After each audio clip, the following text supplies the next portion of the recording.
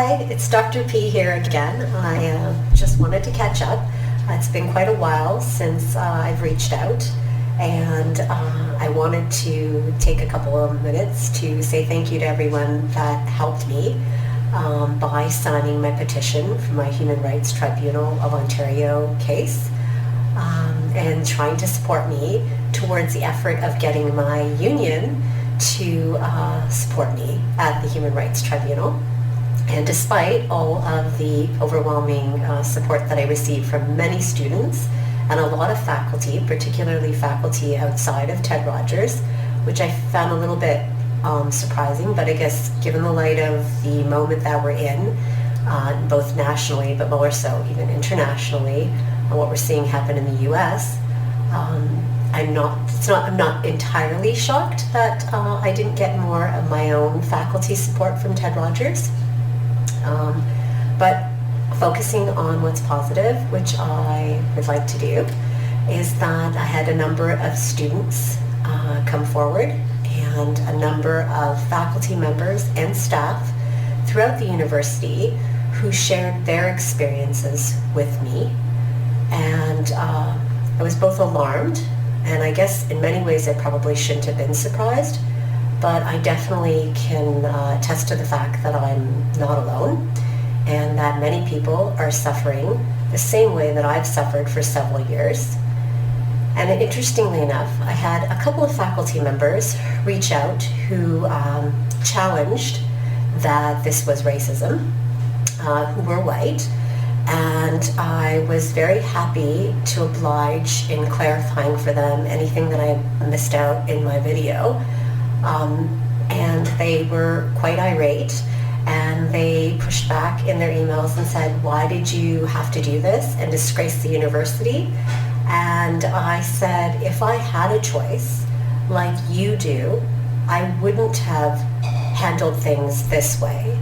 But because of the overwhelming oppression that I've experienced for over 8 years, despite having a similar training pathway to you yourself, I have been held back, and that put me in this position to have to do what I have had to do, and that I would have been happy to follow the rules, which I was accused of not doing, and then I was also accused of not being good enough, and that really I should question whether maybe the fact that I haven't been given these opportunities is more linked to the fact that I'm not good enough. And that this is just a standard or poor performance issue on my part.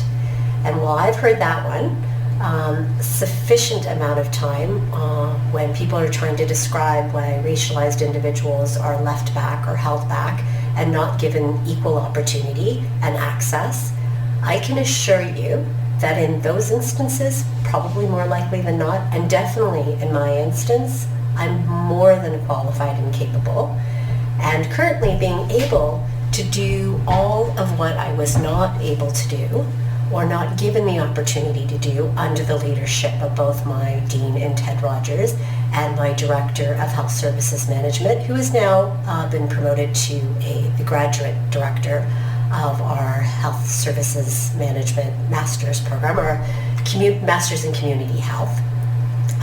When I was under their leadership, I was not given these opportunities. However, subsequent to being removed thanks to the administration at Ryerson University, I have been able to achieve similar success to that in which I was seeking for this whole entire period. And so I'm very thankful for the fact that I am not under that leadership, because as such I would still be where I was in September when I reached out to all of you seeking your help to support me so that my union would support my case that I'm bringing to the Human Rights Tribunal. And like I said, I'm very thankful that I got such a good, overwhelmingly positive response from students, and very saddened to see that several students and staff and faculty are suffering from discrimination similar to my own experience, and discrimination associated with or tied to ability or disability, like in my instance as well too, either or both.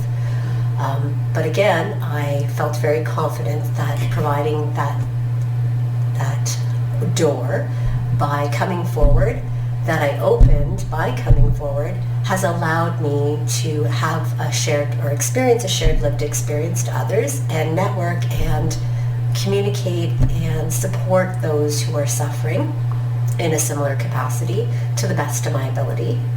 I've also subsequently come to be aware of the fact that while my union is not willing to support me at the Human Rights Tribunal, that other unions at Ryerson University do support their members at the Human Rights Tribunal. So I was quite surprised to hear that OPSU thankfully does support their staff members at the Human Rights Tribunal, and they don't incur any kind of financial hardship, which I'm currently experiencing, because they support their members. And unlike our Ryerson Faculty Association, I also came to find out during this period since September when I released my petition, was that other universities, like York University, University of Toronto, they do support their members at the Human Rights Tribunal of Ontario, along with many other associations that are responsible for certifying professional bodies. So they sort of have an academic link similar to a university. And then there are other universities in other provinces that also support their members at the Human Rights Tribunal of Ontario, but not of Ontario, actually the Human Rights Tribunal of their particular province. And so I think one thing that I've come to notice and deduce from this is that it's tied a lot to racialized representation. So while there's a larger body of racialized representatives in those other unions, we at Ryerson University have very limited and we have low racialized representation of faculty. And what I'm happy to say and report is that the Ryerson Faculty Association's president has indicated there's a willingness now on the part of the Faculty Association to transparently report the racialized representation of its membership. And I think that's the very first step in moving towards the much necessary change that is needed at this university, in the hope of protecting other members who find themselves in the situation, the unfortunate situation that I have found myself in. And in that way, potentially one day, they too will get the support to fight discrimination based on race, ability, and any other code ground. They will get that support from their union. So I'm hopeful, given that while my union themselves have not agreed to support me at the tribunal, that one day in the future that actually will happen, because I do believe that I am not going to be the last person that experiences discrimination based on race at this university for sure. I thought I was all alone until I went public and I realized, oh my gosh, what an overwhelming amount of people that are suffering with these very same issues, and how piecemeal every individual isolated case is being dealt with the strategic purpose of ensuring the silence remains across all of those individuals. So in TRSM, for example, there are several staff members with ongoing grievances with a basis being race, which doesn't happen by accident if I am proposing, and I am, that our leadership suffers from discrimination, and our leadership subjects the people that are working under that leadership to discrimination. And in my instance, it's been both race and ability. I've experienced both. It's not surprising to me, but again, it was surprising to find this out. And so, shocked and alarmed, I know that I'm definitely not going to be the last person, and that our Ryerson Faculty Association union is going to see other members in a very similar situation to mine, and requiring the similar assistance, and I'm hopeful that in the future that they will get the assistance, because despite my efforts, I have not been able to. And as a racialized woman with 4 children and being the single provider in my home, that has created a tremendous financial limitation to trying to represent myself at the tribunal, to represent myself and protect my ability to be represented, or my ability to be treated equally as a member of a racialized group. It's costing me a lot of money. And so to stand up for this comes at its cost. I'm paying it. And so I hope that, in the effort that I am paying the price, that the courage to be able to be public about these things will enable people in the future that come after me to get these kinds of supports. And I'm happy to report that I am going to the Human Rights Tribunal. Our mediation is set for later this month. I'm hopeful that this is the first step in being able to go forward to a trial, which I have every intention of doing.